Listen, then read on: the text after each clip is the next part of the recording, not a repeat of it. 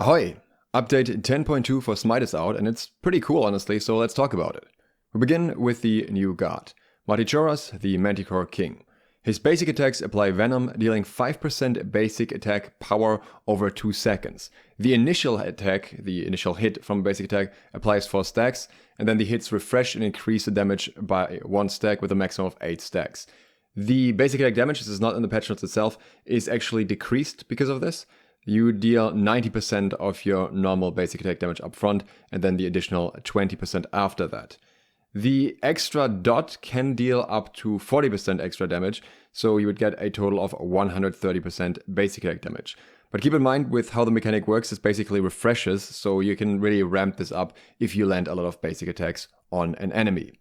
His passive is Monstrosity, also a very potent passive in itself. Martichoras gains up to 100 stacks of ferocity, hitting basic attacks, abilities, and earning kills or assist. Once maxed, he uses all ferocity and gains an attack speed buff that increases the duration of basic attack that increases in duration by basic attacking guards. He also gains a permanent monstrosity stack of 1% physical lifesteal and 1% ability lifesteal. The attack speed bonus is 15% plus 1% per level for 6 seconds and can keep refreshing through attacking guards to up to 12 seconds. The max stacks for the monstrosity healing, the life stealing, is 30.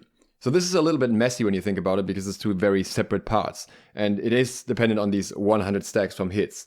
On one hand, you have the permanent stacking passive, which I think is easy enough to understand. You can get up to 30% physical ability lifesteal and physical normal lifesteal.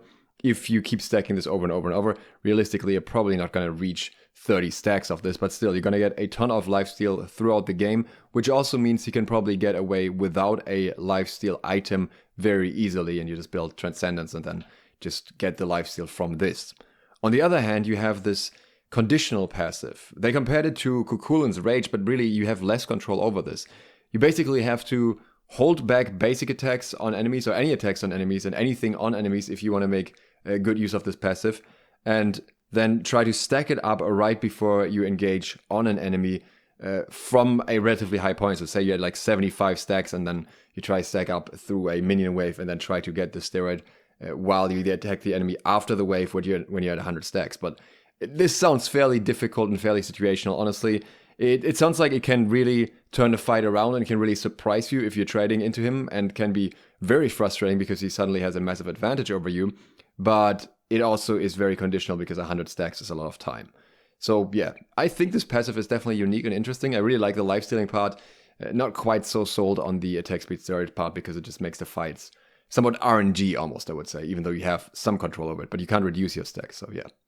Acid Rain is a, well, actually pretty simple ability with a long description. Manticore fires hundreds of venomous spikes from his wings, creating a circular rain of spikes that deals damage as it rolls forward, very similar to Ishtar in a way. As the rain moves, it leaves behind a toxic trail that slows and damages all enemies within the trail. The range and radius is labeled as 40, 60, 11. So 11 is the radius, but I'm not sure what's up with the range exactly, why it's labeled in this rather strange way, to be honest. The initial damage here is 80 to 240 plus 70% of your physical power. And then the trail damage is 6 to 22 plus 10% of your physical power every 0.5 seconds. The trail duration is 3 seconds, so this is quite a heavy extra damaging effect. It lasts for quite a while. Again, he has a very strong dot component in his kit. The slow is 25 to 35%, and the cooldown is 14 seconds. Definitely a potent ability if you're just looking to, well, poke someone, clear, trade, but again, it takes a little bit of time to fully ramp. Poisoned Barb, on the other hand, allows him to shoot a stinger, dealing damage, piercing minions, and stopping on the first enemy guard hit. The stinger then persists for 3 seconds attached to the enemy guard, reducing the healing, or at a point on the ground if it's not hitting a guard. So somewhat similar to AMC stinger, I suppose. Martichoras can explode it by hitting it with a basic attack or ability, again, very similar to Chernobog. The explosion deals damage, reduces healing, and roots the guard who held the stinger. That means if the stinger is on the ground and you didn't hit the initial shot, it will not root an enemy even if they're in the detonation afterwards. So the range here is 55 units, the radius is 20. The projectile damage itself is 45 to 185 plus 55% of your physical power. The explosion damage, on the other hand, is 30 to 170 plus 50% of your physical power. The rotation is 1 second and goes up to 1.8 seconds in max rank. And the healing reduction is 50% for 5 seconds. So this is quite strong. You can effectively keep this going for quite a while. They said on the patch that you can do it for 10 seconds, but I don't see how you would do that because the stinger only lasts for 3 seconds on an enemy guard. Unless the anti-heal stacks afterwards, it's more likely that the duration would probably be a maximum of 8 seconds, between 3 seconds if you hit the enemy right at the end. Usually probably shorter than that, but definitely a long time, especially if you hit that in a boxing trade and you're just countering the enemy's lifesteal, where this would have a significant impact. It says a very short cooldown as well, with 12 seconds scaling down to 10 seconds, so you very much constantly have to look out for this. Neith, for example, is probably going to hate dealing with this. Stalk Prey, his third ability, is my absolute favorite. Martichoras creates a patch of stealth grass in which he and allied guards can hide. While inside and on exiting the patch, Martichoras gains movement speed. Martichoras' basic attack from stealth gain 10% additional basic attack damage up front and apply 8 stacks of venom. This means while you're in this patch, you're actually dealing 100% basic attack by default with the initial hit, like every other hunter, and then you get that extra venom on top of that, so an extra 40%, so 140% damage overall. Enemies may reveal anyone hidden in the patch by entering it or placing a ward inside its range. Fortunately, no hunter ever buys wards, so yeah, easy for him. Well, anyways, the range of that is 55 units and the radius is 27, but it's more of like a square type of thing. The patch duration is 3 minutes, so this lasts for a really long time, and that's what I think is so cool about it. So it's somewhat like AMC hives, but it gives you stealth instead. You can have up to 3 patches, and they increase your movement speed by 20 to 40% for up to 3 seconds. So in a way, this is also your escape. If you're getting chased, jump into the bush, get the movement speed real quick. Or not jump, run into the bush. But then if you get hit, that would break the stealth. Or if someone else even gets into the bush and sees you, that would probably also break the movement speed. The cooldown is 25 seconds and scales down to 15 seconds. So while you can place 3, it seems to be that you have to space them out a little bit. And the mana cost is here as well. But yeah, generally speaking, I think this is a very strong ability if you can use it right. You're probably going to have one patch in lane so that your basic attack damage is amplified, so you can just kind of hop in and out of it. I am wondering if, especially in early game while your attack speed is still slow, it's actually worth just going into the bush, doing one basic attack, going out and in again to get the stealth again and doing another basic attack. This stealth comes back relatively quickly. They showed that on the patch notes. So this could actually be possible. This could be a strategy to just basically stall your attacks a little bit so then you deal a little bit more damage with the next attack and you get that full poison dot. Worth testing at least, but definitely a very interesting mechanic, and I especially obviously love this as a jungler. You can stealth into the lane without getting seen as early, and that's just huge. And then last but not least, we have his ultimate, Death from Above. Martichoras becomes CC immune and untargetable, and as he soars into the air, raining down 12 bursts of damaging toxins over 3 seconds. Each time an enemy is hit by a burst, their physical protections are reduced. Now, this is relatively quick, 3 seconds. People have compared this to Freya ultimate, but at the same time, you're shooting constantly while in this ult. You don't have to fire any projectiles manually, I think. They're just quick firing basically the whole time. And if you're trying to run away, then you should be running away and you're probably not going to hit any of the projectiles. You're just out of there because you have 3 seconds and that's it, basically. So it gives them a little bit of safety, but it doesn't seem super safe from what it looked like on the show, at least. But then every one of these shots has a range of 55, radius of 10. The damage per burst here is 35 to 95, plus 20% of your physical power, which overall, if you get hit by 12 shots, is a lot. It's more than 1,000 damage in base alone. The protection reduction is 5% per stack with a maximum of 8 stacks, which is absolutely insane. I would definitely expect this particular aspect to get nerfed because 40% protection reduction just from the ultimate, and then you can drop execution on top of that. Yeah, you're basically attacking tanks as if they're squishies. That's crazy. The only thing that would still work against this is all the damage mitigation going around at the moment, but some of that is getting nerfed this patch anyways. The debuff duration here is 4 seconds as well, so it's quite a while. 90 seconds cooldown. Definitely a very interesting one, definitely a strong one, and definitely enough of an escape for this guy to be able to get away between this and the stealth from his patches. Like I said, somewhat similar to AMC, but also in a different way.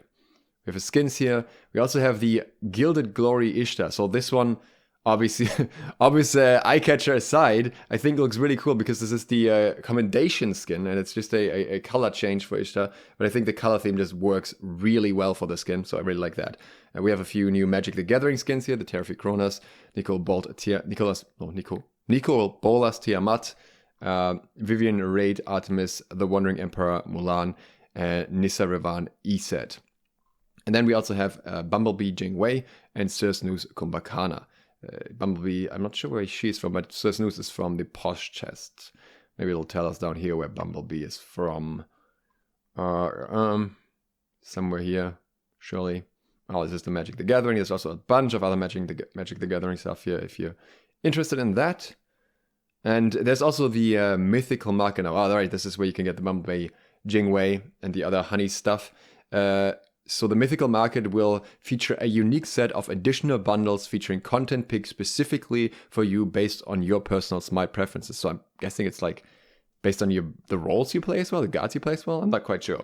Your bundles can include exclusive and normal skins and cosmetics released before update 8.8 at a discounted price. I always love discounted skins that are older. That's the only way I ever got skins. So yeah, that's great for me. And then we have changes to the viewer store. In short, basically, there is no viewer pass anymore. You can't double your points anymore. Everyone just gets the same honest points right now. The point reset is going to happen in 10.2. So if you have above 75,000 points right now, you better spend them. And the Year 10 viewer store will not have any new content exclusive to the viewer store, but the total content pool has been updated to feature more recent skins. So I guess it's not that priority anymore overall. Realistically, that's what it sounds like. But yeah, that's the deal. It's working right now. But you can get more viewer points per drop. So yeah, is what it is. Some quality of life changes here and some bug fixes. We don't need to go through most of these. There is a particular fix here for Conquest in particular. The Fire Giant could be auto-attacked from outside the pit range. That was a huge problem by guards that had longer basic attack range. That one is fixed.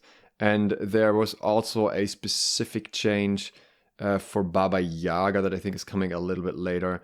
Right here, Baba Yaga fixed an issue where her passive was not stacking Prophetic Cloak. People were wondering if that was on purpose.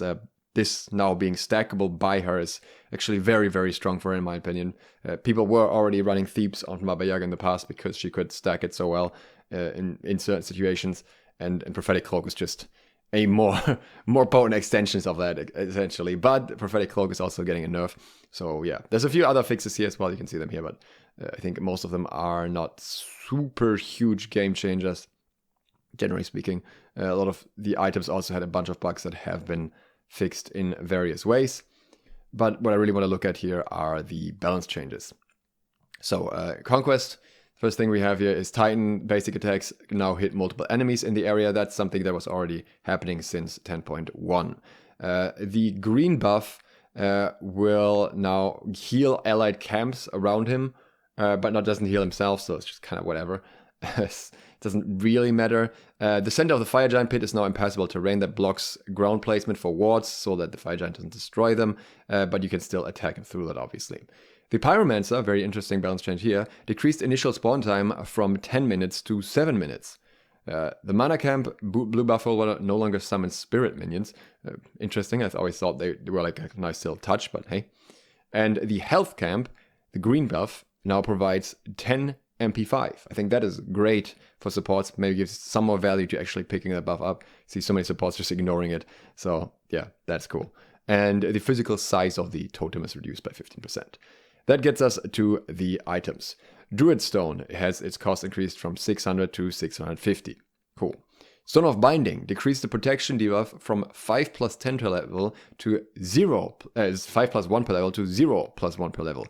This is rough, because flat pen or flat reduction is most impactful in early game and least impactful in late game. And now in early game, this will provide the least amount of protection reduction by far because it's 0 and then just like 1 on level 1 and 2 on level 2. So obviously you're not going to finish Stone of Binding at that point, but like say you finish a Stone of Binding fairly early on like level 8 or something, you're only getting 8 reduction. And then by level 20, when it's fully maxed, this is not that important anymore because the flat reduction is not quite as impactful as an early game. I think it's an unfortunate change. I don't really like it, but I understand where they're coming from with that. Storm of Binding, pretty decent right now. Contagion, the big one of this patch, 100%. Very happy that this one's happening. Decreased damage from 35 to 25, which I think is now the second nerf to this damage. And also the earlier fix from the hotfix that recently came out. Each player can now only have one damaging contagion aura on them at a time. And if they control an enemy while under the effect of the aura is now refreshed instead. And the aura no longer ticks at CC application, so 0 seconds, but instead it ticks at 1 second, 2 seconds, 3 seconds, 4 seconds, and 5 seconds. They also fixed an issue where a fifth pulse did no damage. Fifth pulse that did no damage would play, so it makes more consistency sense now.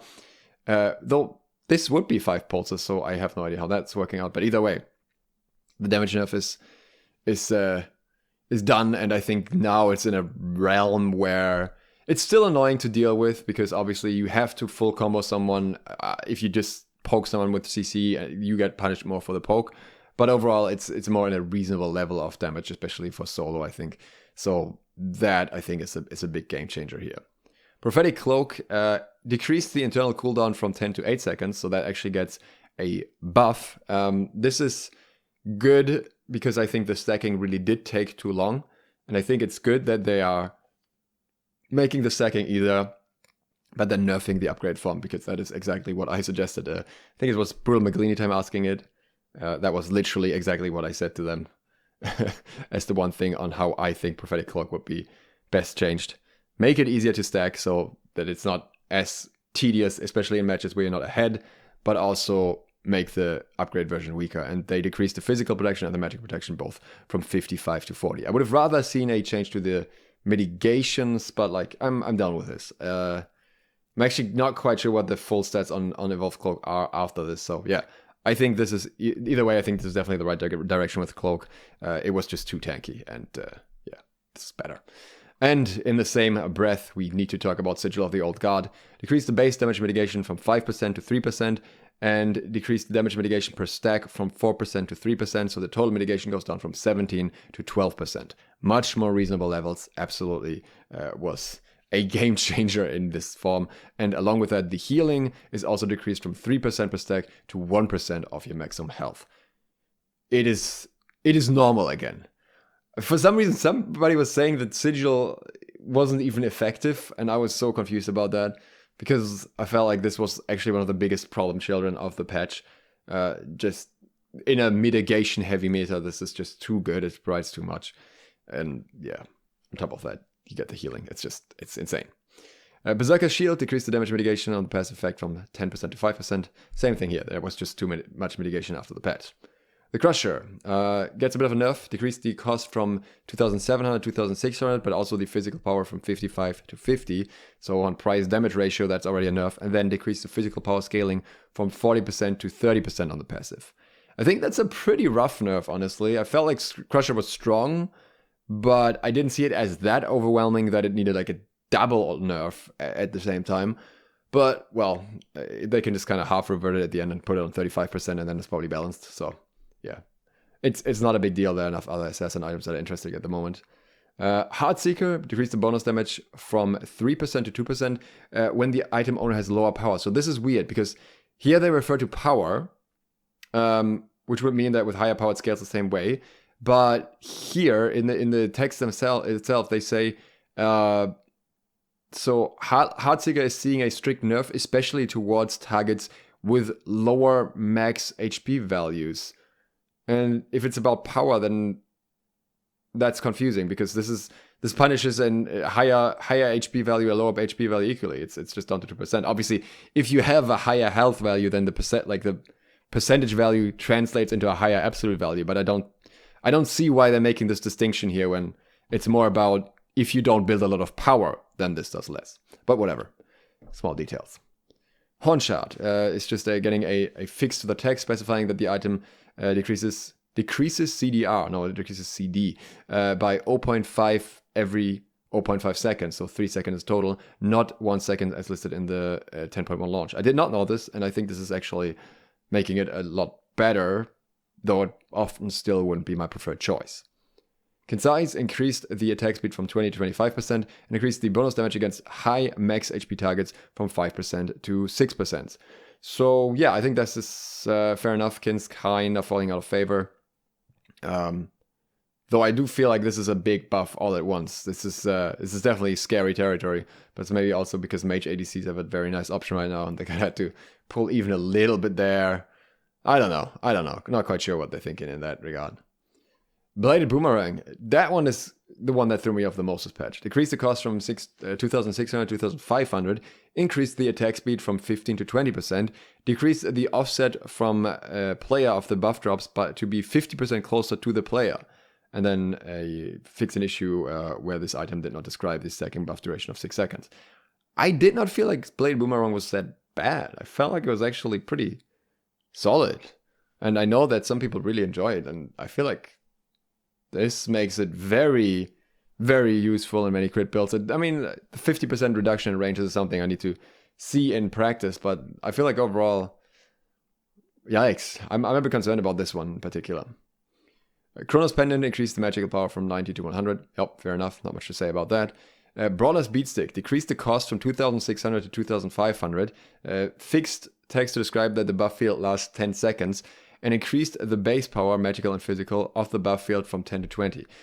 It's not going to change anything. This buff is just entirely... This effect is entirely out of touch. Why would an assassin, an in and out character that probably goes into the backline or into a spot where the other players are usually not, benefit from a damage field that drops after an enemy player has died? Like, that no one's gonna be there to be attacked after that in almost all cases, unless there's like a massive group pull and the enemy team would have all died anyways. So, very confusing effect. I think they should just scrap that and think of a new one instead of trying to make this one work, because it's just weird. It's just super, super weird. I've tried Brawlers multiple times in the patch. I've never even like acknowledged the field properly when it happened in a fight, because it was just so irrelevant. Cloak decreased the cost from 650 to 600. I think this is fair enough. This felt always like a little bit more expensive than the others for no reason, really. Martichoras decreased the cost from 2,250 to 2,100. Also fair enough. I think this is a very early pressure item, and you kind of get punished for not doing the usual stacking item route. So giving it something in return, make it a little bit cheaper. Fair enough. Dawnbringer buff decreased the cost from 2,600 to 2,400 gold. Dawnbringer is an item I actually haven't built since the patch, but I just find it weird that the whole effect revolves around your ultimate finishing casting, and then you get all this stuff afterwards. And it's so limited in who can use it. It's physical power, so there are just not many gods that actively engage into a big fight with their ultimate. Like, if there's something that Gap could build, then yeah, I could see that it has a purpose somewhere, but it's not. So there's only really a handful of niche gods that could even consider using this effectively. Audio would be another one that would be interesting, because she can ult very frequently, but again, it doesn't matter because she doesn't usually she doesn't build physical items. She can't build physical items. Absolution gets its magical protections increased from 60 to 70, and crowd control reduction increased from 10 to 20%. Another one that I just had to look up. So this was also the one where your ultimate finishes casting, you get that cleanse. Again, it's such a super conditional effect. I could see Absolution being a lot stronger than Dawnbringer. I could see like the niche case where somebody knows exactly what they're doing and using this effectively, but you basically are burning your ult to give someone else quick CC immunity and expect that their beats are down, or they're not planning to use their beats, and that's just super conditional, difficult to coordinate, unless you have a very, very practiced coordinated 5-man or something. And Phalanx gets the physical protection increased from 55 to 60, and the health from 150 to 200. This is, again, this item is not being used because the passive is around like minion buffing and all that, which you can give this all the stats you want. It's not going to be interesting for the majority of players, because the majority of players doesn't care about buffing minions, even if it ends up being strong. Now we get to guards. Our Kwang nerf. Wildstorm decreased magical power scaling from 50 to 40%. He's been performing very well, so absolutely fair enough. Not much to say. Habois, Water Spout, decreased base damage from 80 to 280 to 70 to 270, and magical power scaling from 65% to 60. They're saying that especially him in the mid lane is very potent at the moment, and not just as a jungler, and they want to take down his early game and late game a notch, and I think that's fair enough. Like, Habois can't really blow up enemies like easily at the moment, and he doesn't struggle that much with clearing a lane, especially because you can just have your jungler help you if you want to anyways. The Scordia gets a buff to erratic behavior, decreasing the cooldown from 15 to 13 seconds at all ranks. That's pretty nice. And the Golden Apple of Discord has the initial hit damage increased from 100 to 200 to 125 to 225, quite a significant buff, and the scaling on the initial hit from 40 to 50%. Pretty decent, like quite a lot overall. Can't complain. Scordia could be interesting after this. Geb, we talked about him earlier, he's getting a buff too. Shockwave increased the base damage from 90 to 370 to 100 to 380, and decreased the cooldown from 15 to 14 seconds. Just, you know, small touches, see where it goes. I like it. Tsukuyomi buff. Dark Moon Shuriken. Increased shuriken damage from 75 to 275 to 85 to 285. And Piercing Moonlight increased physical power scaling per dash hit from 45 to 50%. Pretty good if you get all the dashes off. Tsukuyomi, they're talking about how he released very strong, and then it's very difficult to like find a balanced place for him because he has to nerf him down first, and then if you buff him too much, people will immediately complain. But I can absolutely see Tsukuyomi getting smaller buffs. He's been in a state for a while where he's not super menacing, at least I would say. So fair enough if his statistics show that he's just needing a little bit of touching up, then I think that's very reasonable. Jingwei buff, never happy with those, but needs to be done, I guess. Persistent Gust increased the damage per tick from 10 to 50 to 15 to 55, and increased the cooldown from 12 seconds down to 12, scaling down to 10 seconds. That is honestly fair enough. It doesn't give her much more escape potential. This is mainly meant to help her clear, and that's primarily how it will work as well, because the tick damage obviously especially important on minions, and the cooldown doesn't matter that much if you don't change the dash cooldown as well. So at least she doesn't get massively more escape potential. Chernobog, funny enough, with Manticore, they kind of realized, oh, we have this other guy that also does very similar things in some ways. So let's buff him. Vicious Barrage gets a mana cost reduction by flat 10. And Into Darkness gets mana cost decreased from 70 to 50 at all ranks. And also decreased the cooldown from 18 to 14 seconds down to 16 to 14 seconds, giving him a bit more early game potential safety. So I think that is pretty good. I think that's pretty fair as well. Like, Chernobog doesn't feel overwhelming, I think, at the moment. So giving, like, most of these changes are not going to do much except effective mana usage anyway, so giving a little bit more room with Into Darkness. I think that's fine. So yeah, a lot of interesting changes here, a lot of good changes in my opinion. I like this patch. Very cool to see another new guard already, right, that we had line up directly after Sutter. Next patch will be probably a little less interesting than that.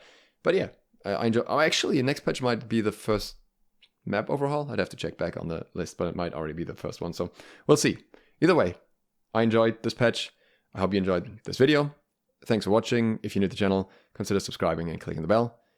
SLOTH, out.